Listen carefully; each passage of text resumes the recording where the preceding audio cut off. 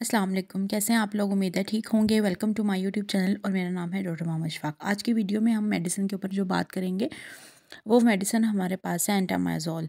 अब ये दवाई हम क्यों इस्तेमाल करते हैं और किस मकसद से इस्तेमाल की जाती है, कौन से मरीज़ इसको इस्तेमाल कर सकते हैं, इसके साइड इफ़ेक्ट्स क्या क्या हैं और कितनी इस्तेमाल करनी है, आज हम इस टॉपिक पे बात करेंगे।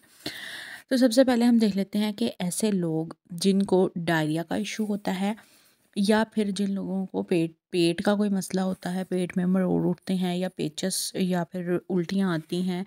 इसके अलावा जो है, अगर आपको यूटीआई का इशू हो गया है, यूरिनरी ट्रैक का इन्फेक्शन हो गया है, इसके अलावा आपके बॉडी के अंदर अगर किसी भी किस्म का कोई पैरासाइटल इन्फेक्शन मतलब इन्फेक्शन अगर आपकी बॉडी में हो गया है, तब आप ये दवाई का इस्तेमाल कर सकते हैं। ये दवाई एज़ अ एंटीबायोटिक आप यूज़ कर सकते हैं, क्योंकि ये एक बहुत अच्छी एंटीबायोटिक और एंटीपायराजोटल है, एंटी पैरासाइटल है, जो कि आपके बॉडी में किसी भी किस्म के पैरासाइट के इन्फेक्शन को किल करती है या फिर बैक्टीरियल इन्फेक्शन को जो है वो किल करने में मदद करती है। अगर हम इसकी ट्रीटमेंट की बात करें तो ट्रीटमेंट में ये आपकी बॉडी के अंदर अगर किसी भी किस्म के माइक्रो ऑर्गेनिज़म्स की वजह से इन्फेक्शन हो चुके हैं, डायरिया का इन्फेक्शन हो गया है या फिर आपके ख़ास तौर पे पेट का इन्फेक्शन हो गया है या फिर आपके बॉडी में कोई भी किसी भी किस्म का इन्फेक्शन हो गया है, स्किन इन्फेक्शन हो सकता है, कान का इन्फेक्शन हो सकता है या फिर आपके यूटीआई का इन्फेक्शन हो सकता है। ज़्यादातर जो ये ट्रीट करती है, ये यूटीआई को ट्रीट करती है, इसके अलावा आपके पेट के इन्फेक्शंस को ट्रीट करती है। अब हम देख लेते हैं कि आपको कितनी इस्तेमाल करनी है और कितनी इसकी डोज़ जो है वो आपको लेनी होती है। कोशिश करेंगे डॉक्टर की प्रेस्क्रिप्शन के हिसाब से ही मेडिसिन का इस्तेमाल करें, लेकिन अगर आप खुद से कर रहे हैं तो आप एक टाइम में एक ही टैबलेट का इस्तेमाल करें। इसके अलावा बच्चों के लिए आप इसके सिरप फॉर्म में भी यूज़ कर सकते हैं, क्योंकि टैबलेट फॉर्म में भी मौजूद होती है और सिरप की फॉर्म में भी मौजूद होती है। तो बच्चों के लिए आप सिरप फॉर्म में यूज़ कर सकते हैं, सुबह शाम एक एक सिरप का चम्मच दे सकते हैं, और अगर आपके बच्चे बड़े हैं तो देन आप दो दो चम्मच भी दे सकते हैं।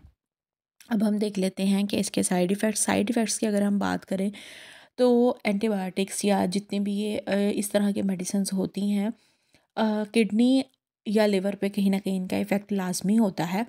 इसके अगर अलावा हम जनरल इफ़ेक्ट्स की बात करें तो डिज़ीनेस लाइक फीलिंग हो सकती है, आपको गनुदगी टाइप हो सकती है, सर चकरा सकता है। इसके अलावा जो है वो आपको चक्कर आ सकते हैं जब आप ये टैबलेट या मेडिसिन या इंजेक्शन फॉर्म में या जिस भी फॉर्म में आप लेते हैं। तो अक्सर लोगों को जो है वो बहुत ज़्यादा गनुदगी या डिज़ीनेस या सर भारी होना, इस तरह की फीलिंग्स जो हैं वो आपको आ सकती हैं, तो आपने उसके बाद जो है वो मुकम्मल रेस्ट लेना है। इसके अलावा आपको वर्टिगो टाइप फीलिंग, सर चकराना, इस तरह मतलब जितने भी आपके ये इस तरह के प्रॉब्लम्स हैं ना, कि आपको नींद आ सकती है, सर भारी हो सकता है, सर चकरा सकता है, तो ये आपको कहीं न कहीं फेस करना पड़ सकता है।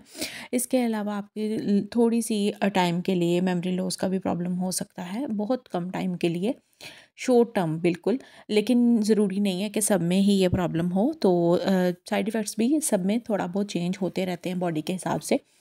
इसके अलावा आपको एक और इशू हो सकता है कि आपको कोई एलर्जिक रिएक्शन शुरू हो जाएँ। अक्सर लोगों को किसी सॉल्ट के सूट ना करने से एलर्जिक रिएक्शन स्टार्ट हो जाते हैं। तो उस कंडीशन में आपने एंटी एलर्जिक टैबलेट का इस्तेमाल कर लेना है, लेकिन फिर भी अगर आप ट्रीट नहीं हो पा रहे खुद से, तो आपने फिर डॉक्टर की तरफ जाना है, क्योंकि ये एक इमरजेंसी कंडीशन भी हो सकती है। अपना ख्याल रखिएगा और चैनल को सब्सक्राइब कर दीजिएगा, वीडियो को शेयर कर दीजिएगा, बेल आइकन को प्रेस कर दीजिएगा, ताकि मेरी सारी वीडियोज़ जल्दी जल्दी आपको मिलती रहें। और एक और बात लास्ट पे, सेल्फ मेडिकेशन आपने कभी भी नहीं करनी होती। इस तरह की वीडियोस जस्ट फॉर नॉलेज होती हैं। सेल्फ मेडिकेशन करने के बहुत सारे नुकसानात आपके ऑर्गन्स को फ़ील करने पड़ सकते हैं। आपके ऑर्गन्स जिसमें आपका मैदा, जिगर, आपकी आंतें, आपका दिल, फेफड़े, ये सब आते हैं, जिसकी वजह से अगर सेल्फ मेडिकेशन आप लोग करते हैं तो सेल्फ मेडिकेशन के बहुत सारे नुकसानात होते हैं, जो कि हमें उस टाइम महसूस नहीं होते, लेकिन बाद में इन फ्यूचर हमें बहुत सारे मसाइल का सामना करना पड़ता है। तो उम्मीद करूँगी कि आपको मेरी वीडियोज़ अच्छी लगती होंगी। अपना बहुत सारा ख्याल रखिएगा। अल्लाह हाफ़िज़।